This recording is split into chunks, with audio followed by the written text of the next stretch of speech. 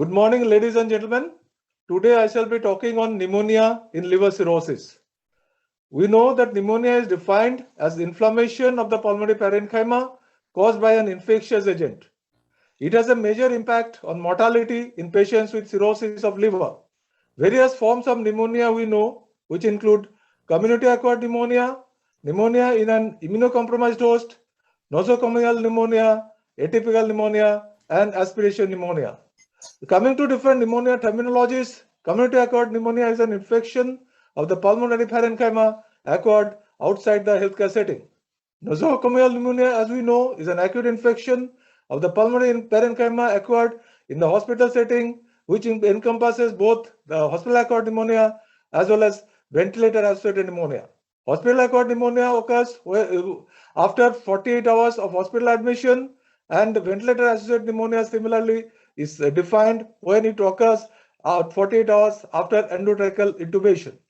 Now, one important thing is we used to be knowing about the healthcare-associated pneumonia, but the American Thoracic Society as well as the Infectious Disease Society of America wants to retire the term because of different reasons. Atypical pneumonia is pneumonia caused by atypical organisms, including Legionella, Mycoplasma, Chlamydia, and aspiration pneumonia occurs when there is aspiration of the gastric contents inside the lung, and many a times within 24 to 48 hours, the aspiration that improves even without antibiotic. And another important thing is after aspiration pneumonia, sometimes we get request for bronchoscopy. But as we understand, after aspiration pneumonia, the gastric contents go inside the alveoli. So if we do a bronchoscopy, that is not going to be much of a help after the aspiration has taken place. Now, coming to the different radiological features to help us in differential diagnosis of pneumonia and cirrhosis, consolidation or a focal opacity, that is one of the commonest form of pneumonia we see in our ICU and other settings like HDU and OPD. It is caused usually by the usual organisms like streptococcal pneumonia, Haemophilus influenzae, Moraxella catarrhalis, and so on. Where the cavitation commonly we see with Mycobacterium tuberculosis, but it may also be seen as with the Staphylococcus aureus, particularly it can cause nematocele in the pediatric population, as well as cavitation may be caused by anaerobic bacteria, aspergillus, histoplasma, and so on. Interstitial infiltrates is usually the feature of atypical pneumonia. It may cause by atypical the bacteria, as I showed in the previous slide, that include Mycoplasma, Moraxella, and all, as well as by the viruses. Miliary shadows are causes Mycobacterium tuberculosis, histoplasmosis. It can also be caused without having any infection, like in sarcoidosis, and so on. I'll be showing in one of the slides the similar features due to drugs also. Lymphadenopathy may be there, particularly the mediastinal lymphadenopathy in the case of Mycobacterium tuberculosis, histoplasma, cytomegalovirus. Coming to the commonest form, that is a community-acquired pneumonia in the chronic liver disease or cirrhosis. Here is the pneumonia in a young individual. Usually it is clinically compatible syndrome with fever, breathlessness, cough, sputum production, and there is an opacity on chest imaging. Usually it's an X-ray chest. And if there is a doubt, then we usually do a CT scan, where here also there is the evidence of consolidation with the air bronchogram, and after antibiotic this has improved. Now, pneumonia is seen in around 20% of the cirrhotic patients, and mortality rate is pretty high. What we see in our ICUs, it may be as high as 41%. The problem in cirrhosis, why there is a pneumonia, is because there are defects in neutrophil-mediated killing of bacteria within the lungs. Pneumonia has multiple complications, and one of the common complications we see in ICU is ARDS. As per the Berlin definition, there is onset, it occurs within 1 week of infection or the other injury to the lung, and there is hypoxemia with a PO2 by FiO2 ratio less than 300 with bilateral pulmonary infiltrates as shown over here, and we should exclude that there is no cardiac failure or fluid overload. And chronic liver disease acts as a comorbid condition in the development of ARDS. Here is the atypical pneumonia features. There is interstitial pneumonia, mainly the reticulonuclear opacities in the both mid as well as the lower zones seen in both these X-rays. And here is one of the patients that this patient had bilateral reticulonuclear opacities and this was because of Mycoplasma pneumonia. As I showed in the previous slides, Aspergillus also can give rise to some form of consolidation as well as the cavitation, and so it should be kept in our mind. And here also there is a classical halo sign, and as this patient was treated with amphotericin, and gradually when the immunity improved, then subsequently there is a crescent sign, there is a breakdown.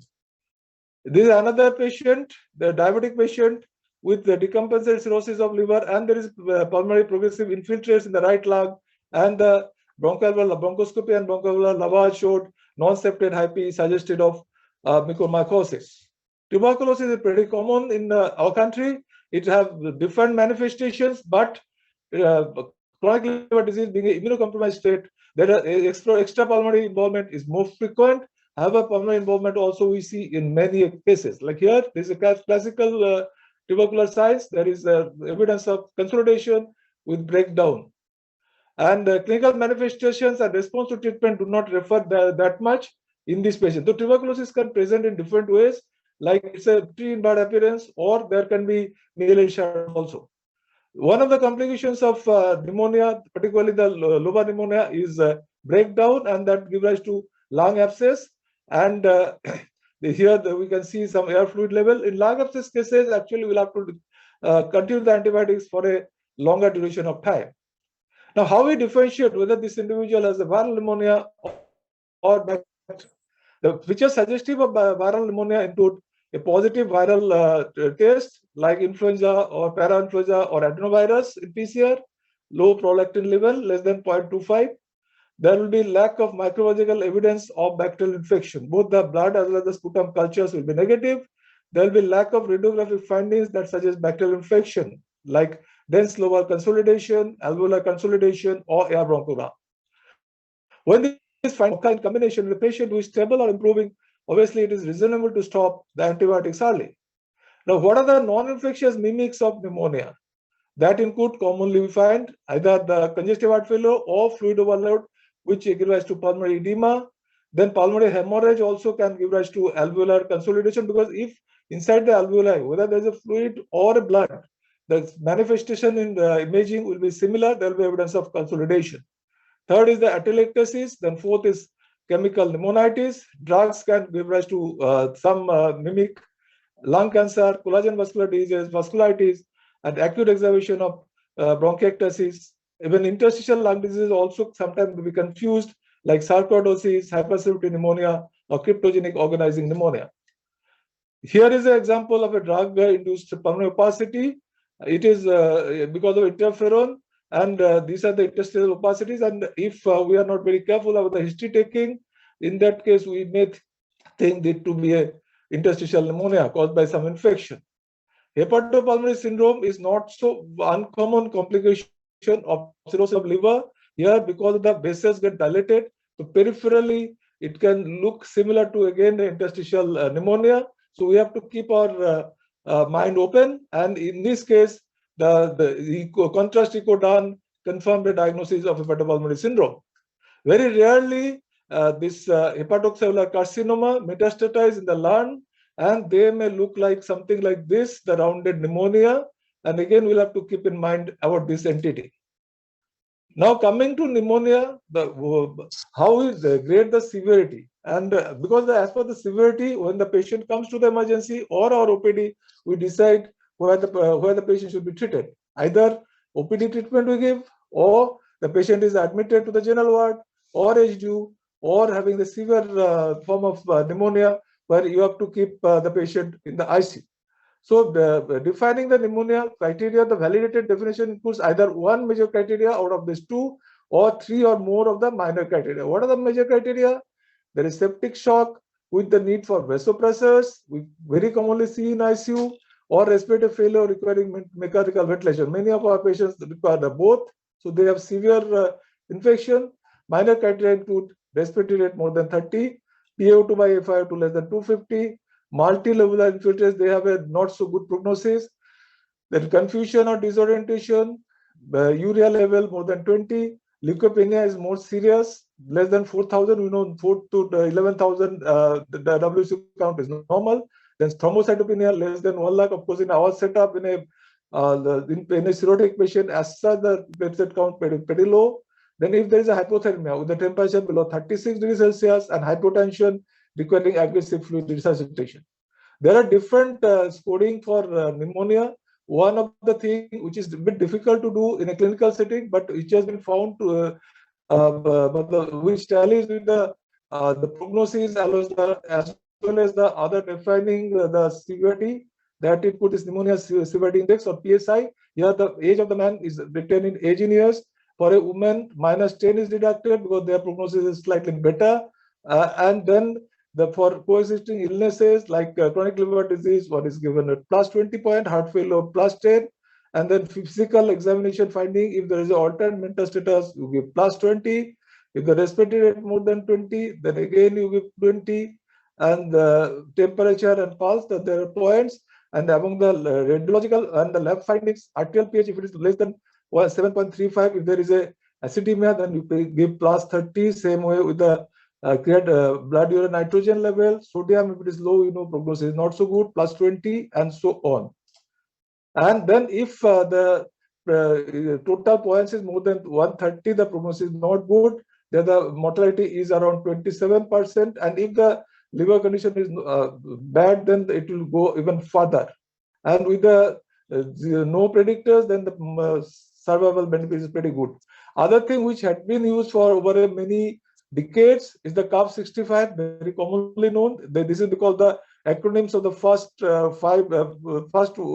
capitals, the confusion, urea, that is blood urea nitrogen more than 20, respiratory rate more than 30, blood pressure is either systolic less than 90 or diastolic less than 60, and age more than 65 years.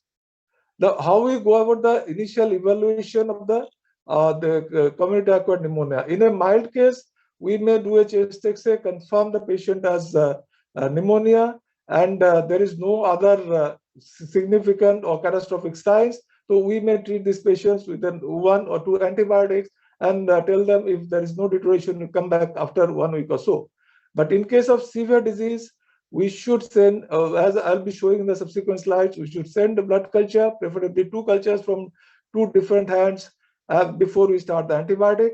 Then sputum should be sent for gram stain and culture, and then respiratory viral panel. And if we are unable to get any organism, and if the patient is not responding with the antibiotic which we have started, in that case, many a time we get a request for a bronchoscopy. We do that, and samples are sent for gram stain, fungal stain, aerobic cultures, fungal culture, and molecular testing. And of course, COVID-19 testing and HIV screening. The American Thoracic Society came out with their guideline for diagnosis and treatment of adults with community acquired pneumonia in the year 2019, and they have changed the criteria which they had in the year 2007. The major ones is shown in this particular table. The sputum culture, they recommend that it is recommended for all cases of severe disease, and particularly if there is a chance of MRSA or Pseudomonas or some severe bacterial infection. Blood culture is also recommended for severe patients. Other than that, prolactin, they say that the initial recommendation is not there, because obviously if the patient has severe disease, we'll have to give the broad spectrum empirical antibiotic.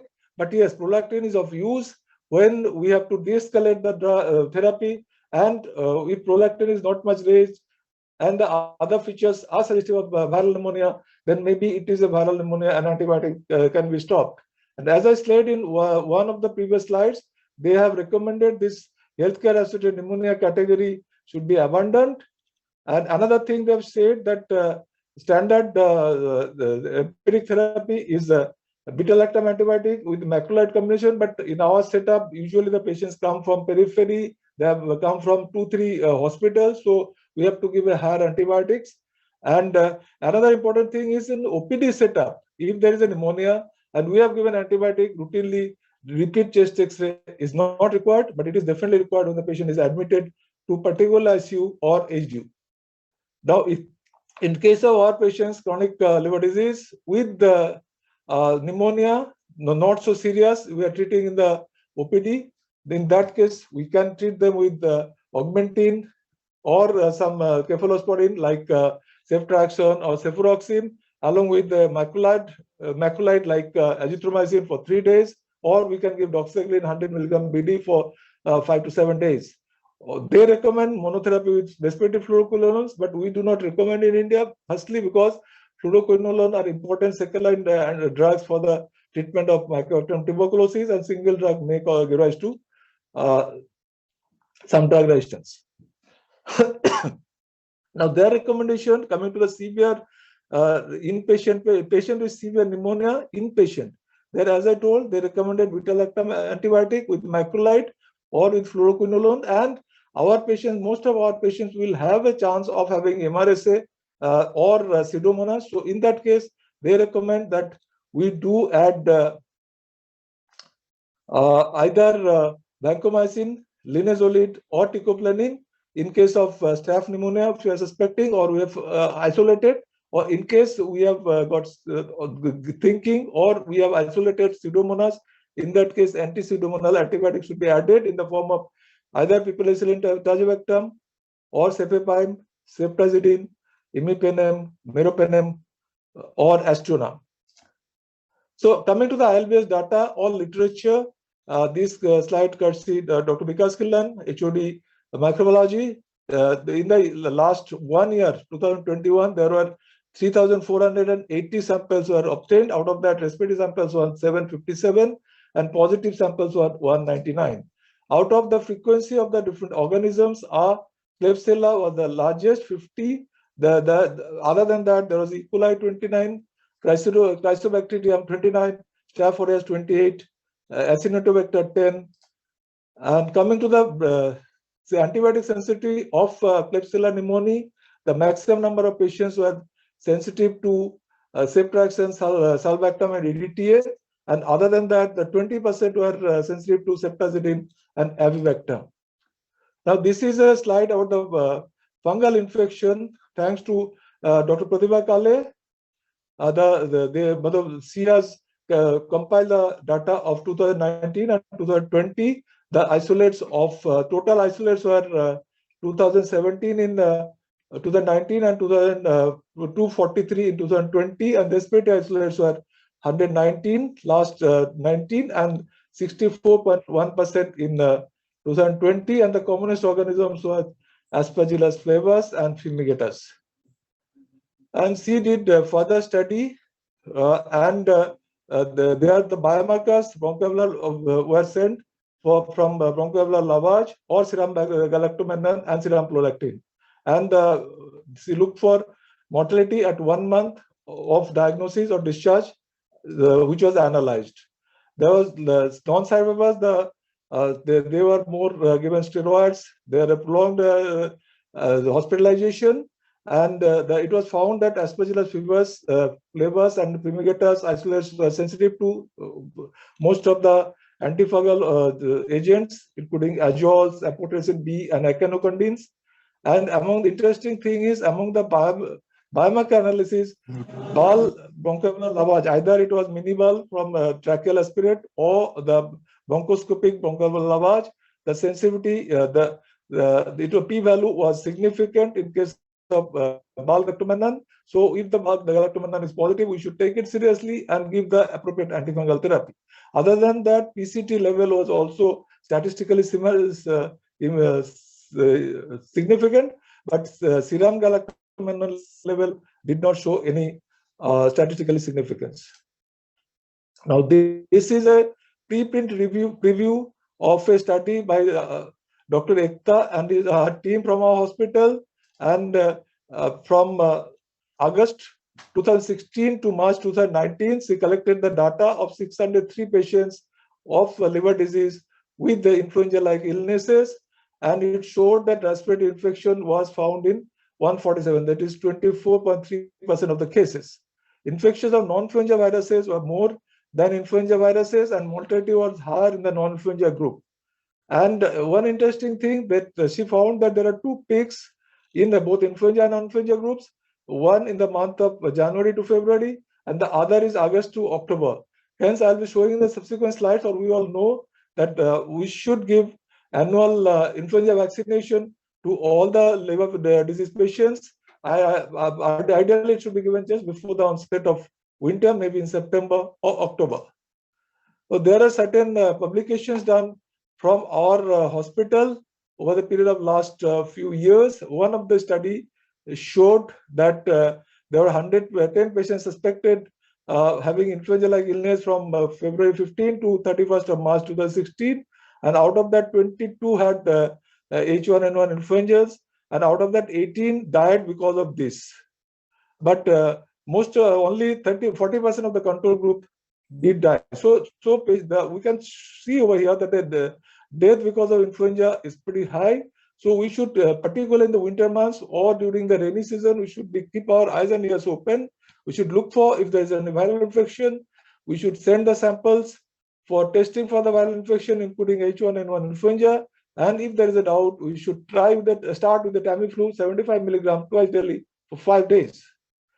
Over here, another study, and here also 120 patients admitted to liver coma ICU, and 5 patients tested positive for influenza A, and all of them died. And again, none of these people were vaccinated. Maybe that had they been vaccinated, some of them could have survived. So, ladies and gentlemen, immunization is very important in patients with chronic liver disease. Like we are passing through the second year or the third year of COVID-19 pandemic, and we very well know that immunization is extremely important to survive against this illness. The same way, there are recommendations about the immunization for adult chronic liver disease patients. One of them is a 23-valent pneumococcal polysaccharide vaccine, which is given once in life. Other than that, quadrivalent influenza vaccine should be given every year, as I told earlier, September to October, and this should be given to all the health workers, particularly those people who are coming into contact with chronic liver disease patients, because if the healthcare worker is positive for influenza, they can transmit this infection to the patients. So we should all take this vaccine every year. And of course, we all know that COVID-19 vaccine 2 dosage, they all should be taken. And if they are above 50 years of age, and as per the recent government guidelines, if they have completed 9 months in the last dose, they should take the booster dose as well. So, ladies and gentlemen, to conclude, pneumonia is a common complication in cirrhosis of liver with a very high mortality rate. Early treatment for pneumonia should be instituted in patients with cirrhosis pending the laboratory results. We should follow the guidelines of surviving sepsis, and so antibiotic should be started at least within 1 hour if the patients are being admitted, or within 6 hours if in the OPD. But antibiotic is most important, so it should be started at the earliest. And we should not wait for the laboratory results before starting the antibiotic. And patients with cirrhosis should receive annual influenza vaccinations. They should also receive 23-valent pneumococcal polysaccharide vaccine, and of course the COVID vaccine. I am grateful to Professor Shiv Kumar Sarin sir for allowing me to have access to the hospital data for this talk. I acknowledge the support I got from Dr. Ekta Gupta, who gave me that her preprint preview. Dr. Vikas Killan gave me the slides about the bacterial infection in pneumonia cases. Dr. Gunesh sir helped me with some of the slides. Dr. Pratibha kindly gave me the data of her studies on the pneumonia with the fungal diseases. Dr. Arvind gave some of the ideas and helped me in preparing the slides. And Dr. Sandeep from IT helped me in getting the hospital data. Thank you very much.